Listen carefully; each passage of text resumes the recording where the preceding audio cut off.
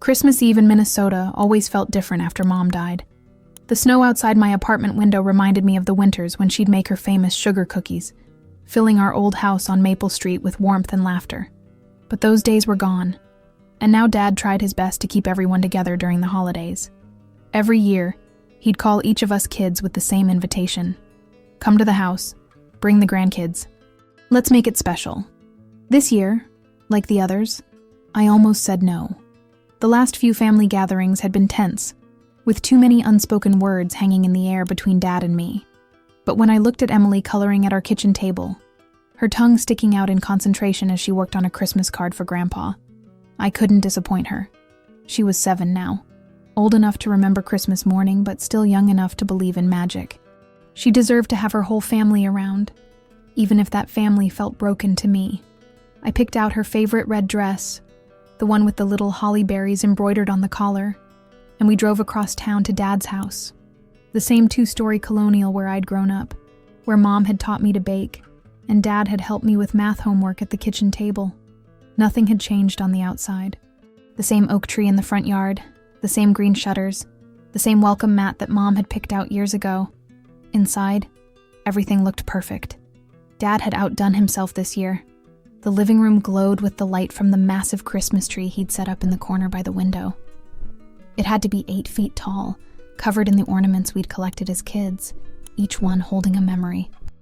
The garland draped along the mantel smelled like fresh pine, and someone had been baking all day. Cinnamon and vanilla filled the air, mixing with the wood smoke from the fireplace. My brother Jake was already there with his wife Sarah and their twin boys, both around Emily's age. My sister Lisa had driven up from Rochester with her husband Mike and their 3 kids. The house buzzed with the kind of energy that only comes when children are excited about Christmas.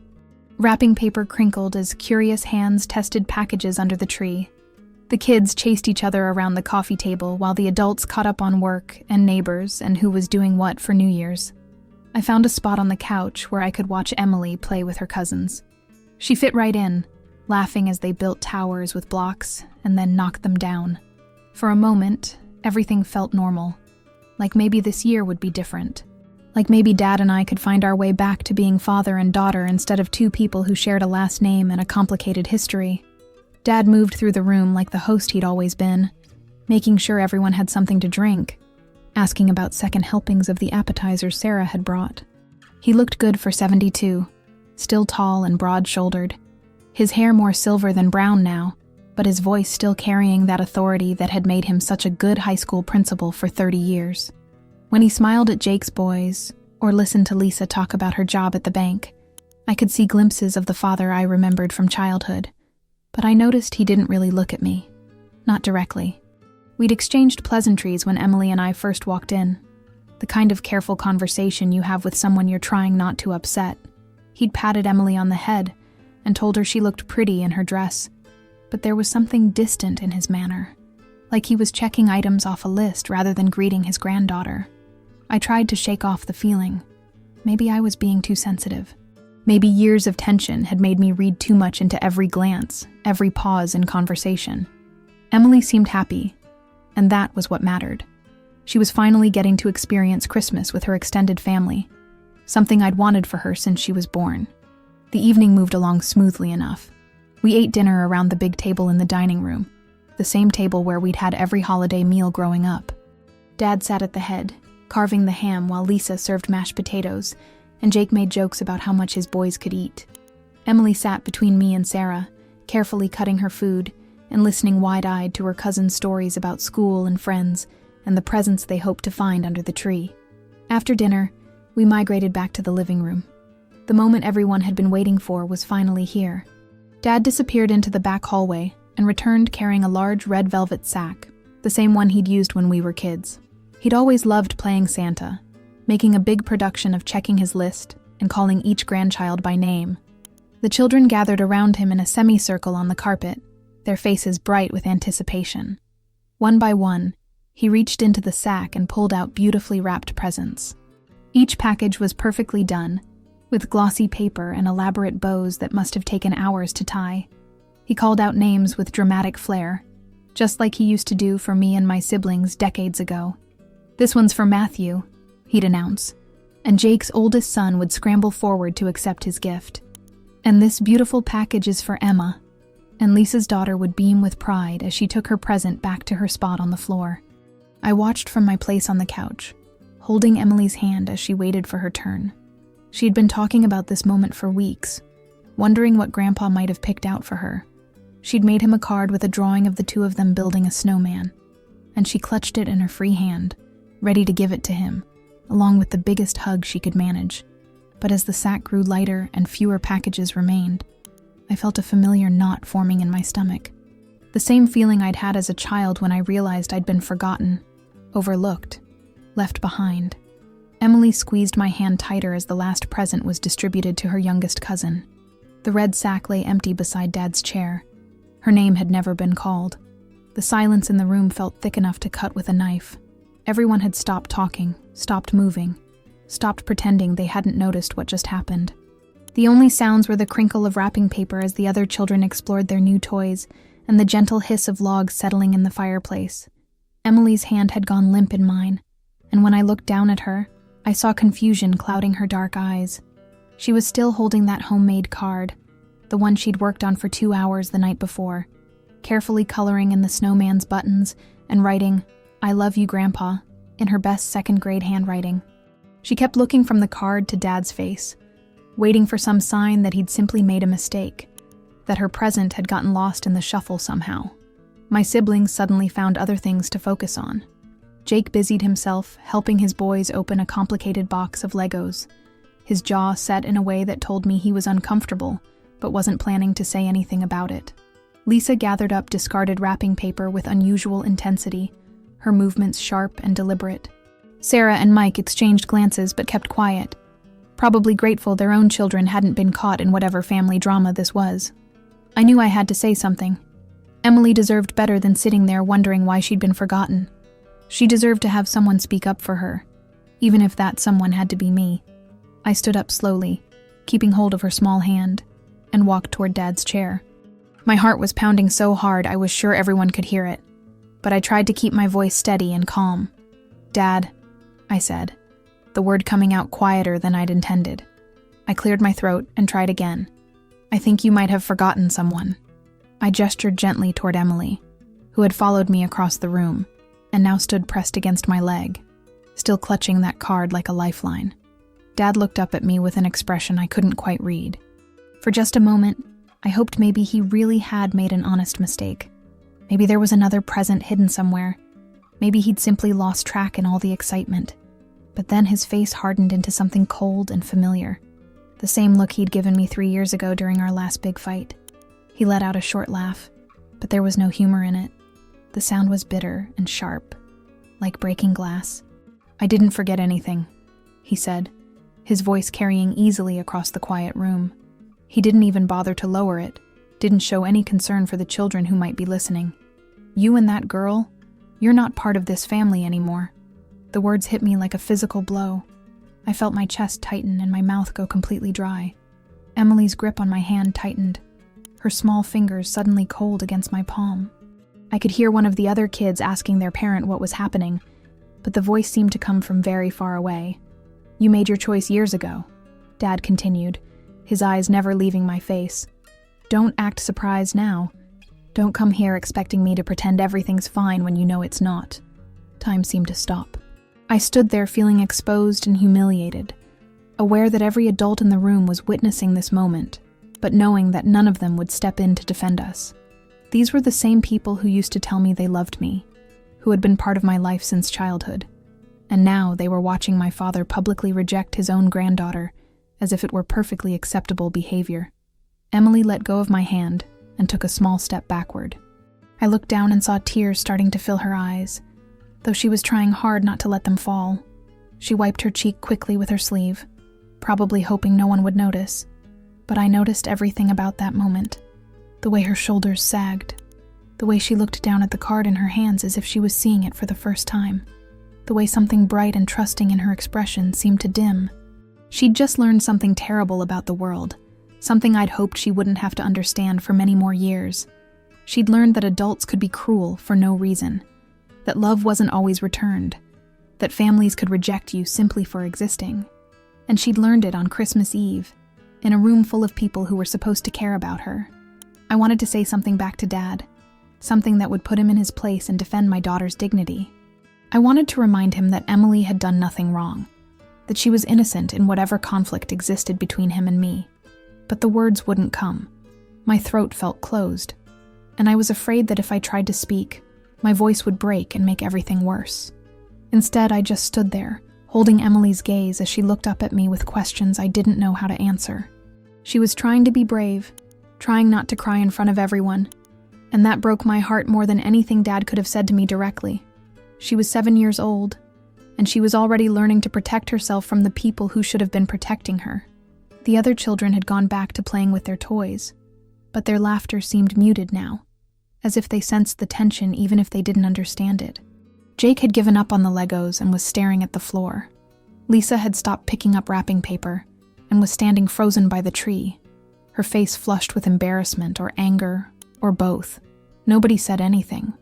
Nobody told Dad he was wrong. Nobody suggested that maybe this wasn't the time or place for whatever grievance he was carrying.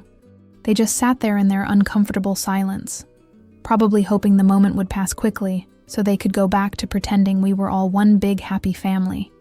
Emily looked at the card in her hands one more time, then slowly folded it in half and slipped it into the pocket of her red dress. She didn't try to give it to Dad anymore. She'd learned, in the space of just a few minutes, that some gifts aren't welcome, that some love isn't wanted. At 7 years old, she was already developing the kind of emotional armor that takes most people decades to build. The minutes that followed felt like hours. I found myself counting the sounds in the room, just to have something to focus on, besides the burning shame spreading across my face. The tick of the grandfather clock in the hallway, the crackle of the fire, the soft whir of the ceiling fan that Dad always kept running, even in winter.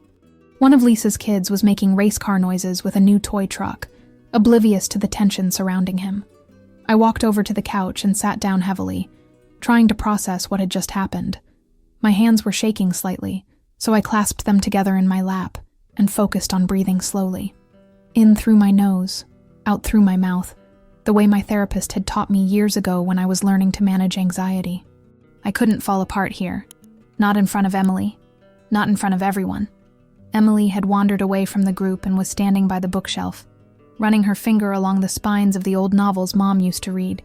She wasn't crying anymore, but there was something different about the way she held herself. More careful, more guarded, like she was seeing the room and everyone in it through new eyes. My siblings had gone back to their conversations, but the easy warmth from earlier in the evening was gone. Jake was helping his boys with their presents, but I could see the tension in his shoulders. Every few minutes, he'd glance over at Dad with an expression I couldn't quite read. Disappointment, maybe, or embarrassment.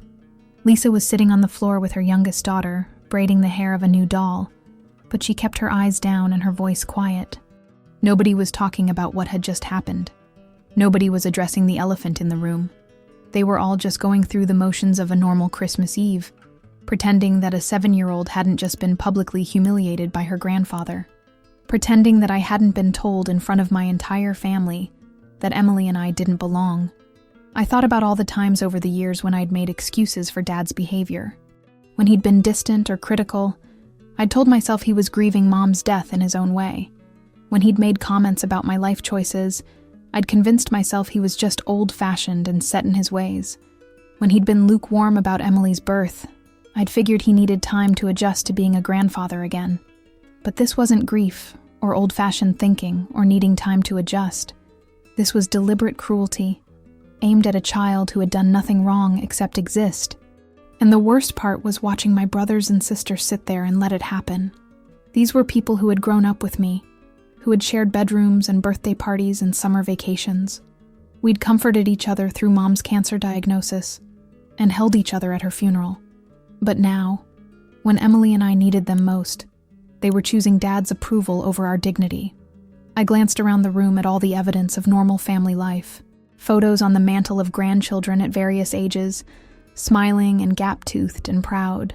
School artwork held to the refrigerator with magnets. A hand-painted ceramic mug that said, "World's Best Grandpa," sitting on the coffee table. This was supposed to be Emily's world too. She was supposed to see her picture on that mantle, supposed to have her drawings displayed with pride, supposed to know that she was loved and wanted and celebrated. Instead, she was learning that love could be conditional, that acceptance could be withdrawn without warning, that sometimes, no matter how good you were or how hard you tried, it wouldn't be enough. Sarah got up to help one of the twins with a stubborn piece of packaging, and as she passed behind the couch, she squeezed my shoulder gently. It was a small gesture, but it meant everything in that moment. At least someone in the room acknowledged that what had happened was wrong.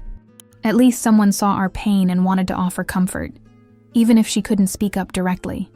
I watched Emily move from the bookshelf to the window, where she stood looking out at the snow falling in the glow of the streetlights. Her reflection in the glass looked small and alone, even surrounded by all these people. I wanted to go to her, wanted to wrap her in my arms and tell her that Grandpa was wrong, that we were a family and we belonged wherever we chose to be. But I was afraid that if I moved, if I tried to speak, I'd break down completely. The irony wasn't lost on me that this was happening on Christmas Eve, the night when families were supposed to come together in love and forgiveness, when children were supposed to feel safe and magical and full of hope for the morning to come. Instead, Emily was getting her first real lesson in how adults could fail you, how the people who were supposed to protect you could be the ones who hurt you most. I kept replaying Dad's words in my head, looking for some other way to interpret them, some explanation that would make them less devastating. But there was no ambiguity in what he'd said. He'd drawn a line, and Emily and I were on the wrong side of it. In his mind, we'd been erased from the family, as if the 7 years of Emily's life had never happened, as if I'd never been his daughter at all. Emily turned away from the window and caught my eye. She walked over to where I was sitting and leaned against my knees, not saying anything, but letting me know she needed to be close. I ran my fingers through her dark hair, the same color mine had been at her age, and tried to figure out what to do next. We could leave now, make some excuse about Emily being tired, and try to salvage what was left of the evening at home, or we could stay and endure more of this uncomfortable pretending, hoping that somehow things would get better. But as I looked at my daughter's face, I realized she'd already made a decision about something. There was a new determination in her expression, a sense of purpose I'd never seen before.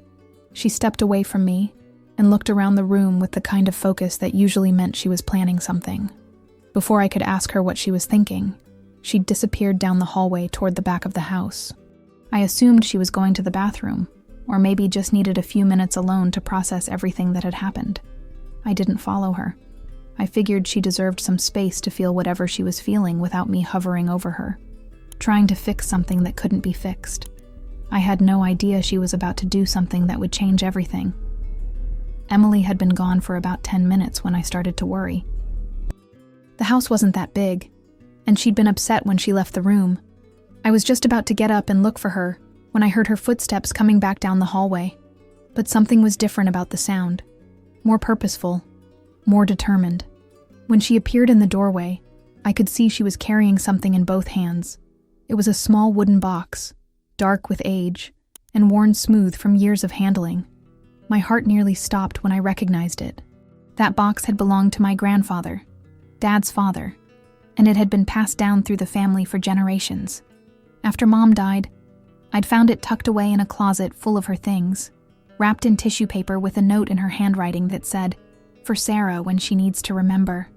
I'd brought it home and kept it on the shelf in my bedroom closet, not really sure what to do with it, but unable to throw it away. It held some of my most precious memories from childhood. Photos of me and Mom baking cookies in the kitchen, a pressed flower from the corsage I'd worn to my high school prom, the letter I'd written when I was 16 about my dreams of becoming a mother someday, how I'd wanted to create the kind of loving home I'd grown up in. Emily must have been exploring my closet recently and found it. She'd probably looked through the contents, trying to understand the pieces of my life from before she was born. Now she was carrying it like it was the most important thing in the world, her small hands gripping it tightly as she walked across the room. The conversations around us gradually died down as people noticed Emily moving with such purpose. Even the younger children stopped playing with their toys and watched her with curiosity.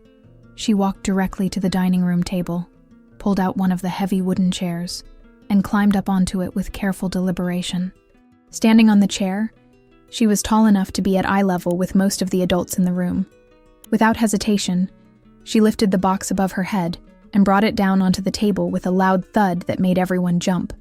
The sound echoed through the suddenly quiet house like a gavel in a courtroom. Every conversation stopped. Every head turned toward her. Even Dad, who had been pointedly ignoring us since his cruel pronouncement, looked up from the newspaper he'd been pretending to read. Emily stood on that chair like she was addressing a jury, her chin lifted and her shoulders straight. She was still wearing her red Christmas dress with the holly berries, but now she looked less like a little girl playing dress-up and more like someone who had something important to say. Her voice, when she spoke, was clear and steady in a way that surprised me. "This is for everything you've done to us," she said, looking directly at Dad. There was no anger in her tone, no tears, no childish emotion, just a simple statement of fact, delivered with more dignity than most adults could manage. I held my breath, not sure what was happening, but knowing it was significant. Dad stared at Emily for a long moment, then slowly reached for the box. His hands, which had seemed so steady when he was handing out presents earlier, now trembled slightly as he lifted the lid. I could see him trying to figure out what he was looking at, trying to understand why this child had chosen this moment to present him with something. The first thing he pulled out was a photograph of me at age 5, gap-toothed and grinning, sitting on Mom's lap in the kitchen of this very house. I remembered the day it was taken because I'd been so proud of the cookies we'd made together. Chocolate chip with extra chips because that's how I liked them. In the photo, Mom's arms were wrapped around me, and we both looked completely happy. Next came a picture of me in my high school graduation cap and gown, standing between Mom and Dad in the backyard.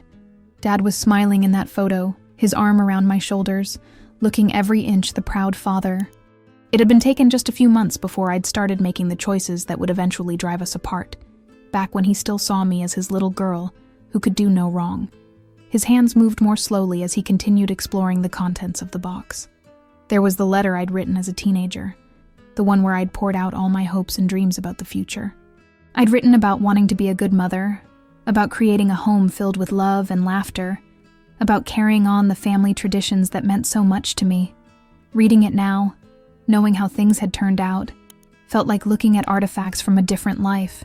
But Emily had added her own contributions to the collection. Mixed in with my childhood memories were drawings she'd made recently, pictures I'd never seen before. There was one of the two of us holding hands and smiling, standing in front of our apartment building. Another showed us baking cookies together in our small kitchen, flour everywhere and both of us laughing. A third depicted us reading bedtime stories, curled up together on my bed with books scattered around us. Each drawing was carefully done in crayon and colored pencil, with the kind of attention to detail that showed how much thought she'd put into them. She'd drawn hearts floating around our heads in several of the pictures, and in one, she'd written "My Family" in her neat second-grade handwriting. Not, "I wish I had a family," or, "I want a bigger family." Just "My Family," as if what we had together was enough, was complete, was everything she needed. The message was unmistakable. Here was proof of a life lived with love, with joy, with purpose. Here was evidence that Emily and I weren't some broken fragment of what a family should be, but a family in our own right. We had traditions and inside jokes and memories that belonged only to us. We had created something beautiful together, something that existed independently of anyone else's approval or recognition. Dad continued to sift through the contents of the box, his expression unreadable. He looked at each item carefully, taking his time, as if he was seeing me for the first time in years, or maybe seeing Emily for the first time ever, really seeing her as a person with thoughts and feelings and artistic talent, and a deep capacity for love. The room remained completely silent, except for the whisper of paper as Dad examined each photograph and drawing. My siblings watched him with expressions ranging from curiosity to discomfort. Some of the children had gathered closer to see what was happening, drawn by the adult drama they didn't quite understand, but could sense was important.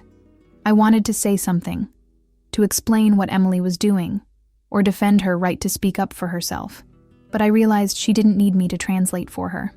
Her message was clear enough on its own. She was showing Dad, showing everyone in that room, that love doesn't require permission from anyone else. That family is something you build through daily acts of care and kindness, not something that's handed down like an inheritance or taken away like a punishment. Emily remained standing on the chair, watching Dad's face intently, waiting to see if her gesture had penetrated whatever wall of anger or disappointment had made him so cruel earlier. She'd put her heart on that table along with those drawings and photographs, offering him one last chance to see what he was rejecting, one last opportunity to choose love over whatever grievance he'd been nursing all these years. The silence stretched on for what felt like forever. Dad sat motionless at the table, surrounded by the scattered contents of the box, holding Emily's drawing of us baking cookies. I could see him studying every detail she'd included. The way she'd drawn my hair falling across my face as I leaned over the mixing bowl, the careful attention she'd paid to the pattern on our kitchen curtains, the enormous smile she'd given herself in the picture, the kind of pure joy that only children can capture in crayon. His face hadn't changed. There was no softening around his eyes, no loosening of the tight line his mouth had formed when Emily first climbed onto that chair. I kept waiting for some sign of recognition, some acknowledgement of what my daughter had just shown him. But Dad had spent years building walls around his heart, and apparently, even Emily's courage wasn't enough to break them down. He set the drawing back on the table carefully, almost gently, and looked up at Emily. For just a moment, I thought maybe something had shifted. Maybe he was seeing her clearly for the first time, seeing the remarkable little person she'd become despite his absence from her life. But when he spoke, his voice was the same cold, distant tone he'd used earlier. "Thank you," he said simply, as if she'd just passed him the salt at dinner. Nothing more. No apology. No explanation. No recognition of the gift she'd tried to give him, or the love she'd tried to share. Just 2 words delivered with the emotional weight of a weather report. Emily nodded once, accepting his response with more grace than he deserved.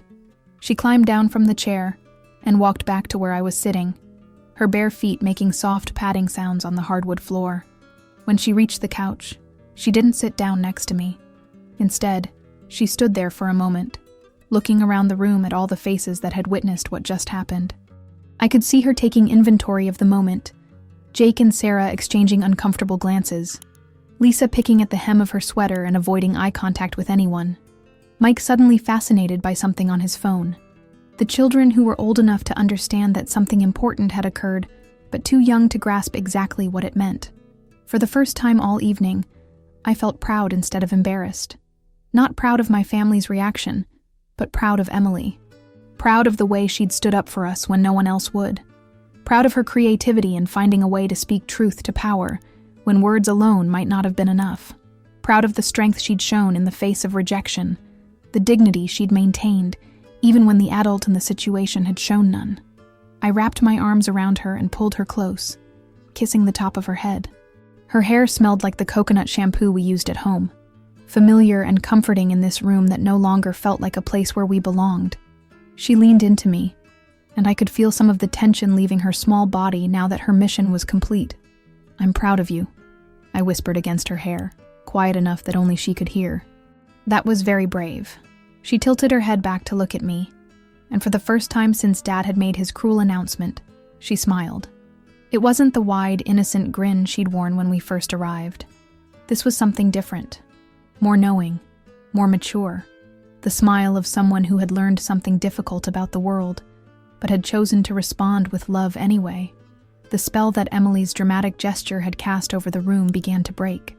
Jake cleared his throat and started gathering up his boys' new toys, making comments about how late it was getting and how they had a long drive ahead of them tomorrow to visit Sarah's parents in Duluth. Lisa followed suit, suddenly remembering that her youngest had been fighting a cold and probably needed to get to bed. One by one, my siblings began the elaborate dance of leaving a family gathering early, without making it obvious that they were fleeing an uncomfortable situation. Coats were retrieved from the front closet. Leftover food was divided into containers. Children were bundled into winter gear and reminded to thank Grandpa for their presence. The exodus happened quickly once it started. Within 20 minutes, the house had gone from feeling crowded and chaotic to feeling hollow and too quiet. The only sounds were the ticking of that grandfather clock and the settling of the fire in the grate. Dad remained at the dining room table, still surrounded by the contents of Emily's box, but he'd stopped looking at the photographs and drawings. Now he just sat there, staring at nothing, his hands folded in his lap. I realized this was probably our cue to leave as well.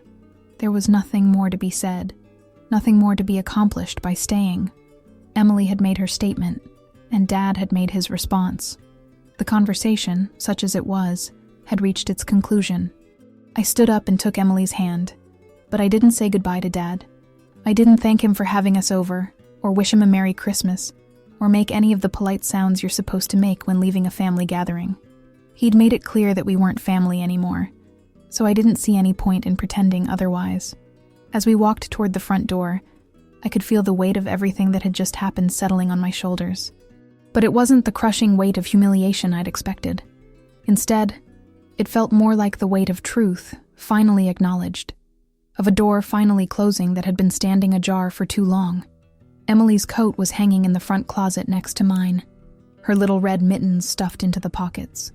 As I helped her get dressed, she looked back toward the dining room where Dad was still sitting alone with her artwork spread out before him. "Do you think he'll keep them?" she asked quietly. I considered the question seriously, the way you should when a child asks something that matters to them. "I don't know, sweetheart. But even if he doesn't, you'll always know that you tried. You showed him who we really are, and that was very important." She nodded, satisfied with that answer. Sometimes the trying is enough, even when the outcome isn't what you hoped for. That's a lesson most adults never learn, but Emily seemed to understand it instinctively. We stepped out into the cold Minnesota night, the snow crunching under our feet as we walked to the car. Behind us, the house glowed with warm yellow light, looking from the outside like the picture of family happiness I'd once thought it was. But appearances, as I'd learned over the years, could be deceiving. Real family wasn't about perfect Christmas trees and matching stockings hung by the fireplace. It was about showing up for each other, especially when things got difficult. As I buckled Emily into her car seat, she looked up at me with those wise, dark eyes. "Are we going home now?" she asked. "Yes," I said, and for the first time all evening, the word felt exactly right. We're going home. The drive home through the quiet streets of Minneapolis felt different than the drive there had just a few hours earlier. The same snow was falling. The same Christmas lights twinkled in windows. But everything had changed. Emily sat in the back seat, humming softly to herself, no longer the confused and hurt little girl who had watched her grandfather reject her. Now she seemed lighter somehow, as if standing up to Dad had freed her from something she hadn't even known she was carrying. Our apartment building looked especially welcoming when we pulled into the parking lot. It wasn't much to look at from the outside, just a modest brick complex with small balconies and practical landscaping. But it was ours. And tonight, that felt like the most important thing in the world. Inside, our third-floor unit was exactly as we'd left it that morning. Emily's art supplies scattered across the coffee table from her last project, a half-finished puzzle on the kitchen counter, the small Christmas tree we decorated together, its light still blinking in the window. Emily kicked off her dress shoes and immediately went to the closet to change out of her Christmas dress. "Can we make hot chocolate?" she called from her bedroom. "The kind with the little marshmallows?" "Of course we can," I called back, already heading to the kitchen. Making hot chocolate felt like exactly the right way to end this complicated day. Something warm and sweet and comforting. Something that belonged entirely to us, without any complicated family history attached to it. I heated milk on the stove the way Mom had taught me, adding cocoa powder and a touch of vanilla, stirring constantly to keep it from scorching. Emily emerged from her room in her favorite pajamas, the ones with the tiny stars all over them, and climbed onto one of the kitchen stools to watch me work. "Can I put the marshmallows in?" she asked, and I handed her the bag of mini marshmallows we kept in the pantry for occasions just like this. She counted them carefully as she dropped them into our mugs, making sure we each got exactly the same number. We carried our hot chocolate to the living room and settled onto the couch together, Emily curled up against my side with a blanket pulled over both of us. The apartment was warm and quiet, insulated from the cold night outside and the harsh words we'd left behind at Dad's house. For the first time since we'd walked into that Christmas gathering, I felt like I could breathe normally again. "Mom," Emily said, after a few sips of hot chocolate. "Can I ask you something?"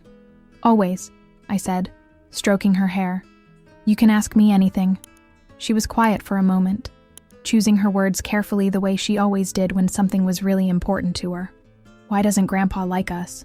It was the question I'd been dreading, but also the one I knew she deserved an honest answer to. I'd spent years trying to protect her from the truth about my relationship with Dad, but after tonight, there didn't seem to be any point in pretending anymore. "Sometimes grown-ups have disagreements that go on for a long time," I said carefully. "Grandpa and I had some differences about how I wanted to live my life, and he couldn't accept the choices I made. That's not about you, sweetheart. That's about old hurt feelings between him and me." She nodded thoughtfully, processing this information. "But I didn't do anything wrong." "No, baby. You didn't do anything wrong at all. You're perfect, exactly as you are."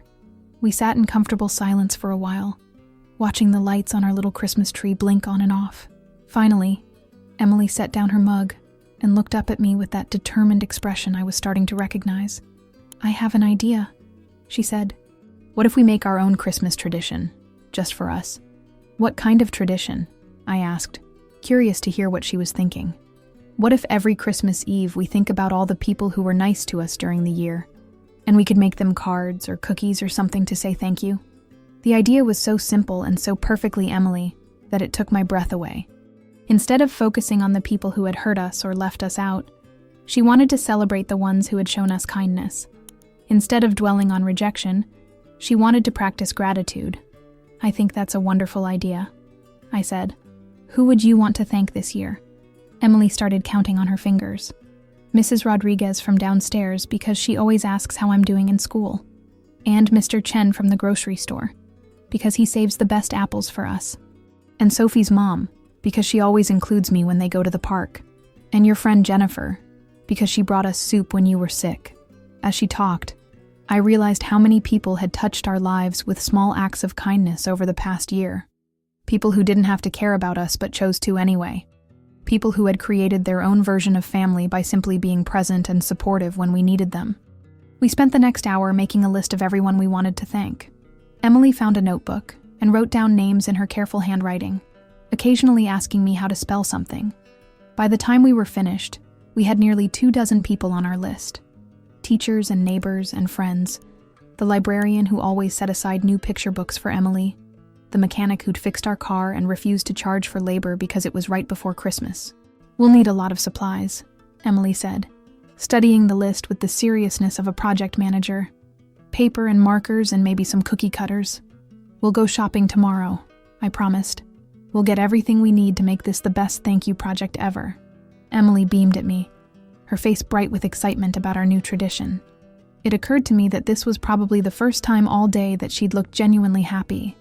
Not polite or brave or trying to make the best of a bad situation, but truly, purely happy. We decided to start working on the project right away, even though it was getting late. Emily found her art supplies and spread them out on the coffee table, while I gathered up paper and envelopes from my desk. We worked side by side, Emily drawing pictures and me writing thank you notes, sharing ideas and laughing at inside jokes. "This is better than Grandpa's house," Emily said at one point, not looking up from the card she was decorating with tiny hearts and flowers. "Why do you think so?" I asked. "Because this feels like love," she said simply. The other place felt like pretending. Her words hit me with the force of absolute truth.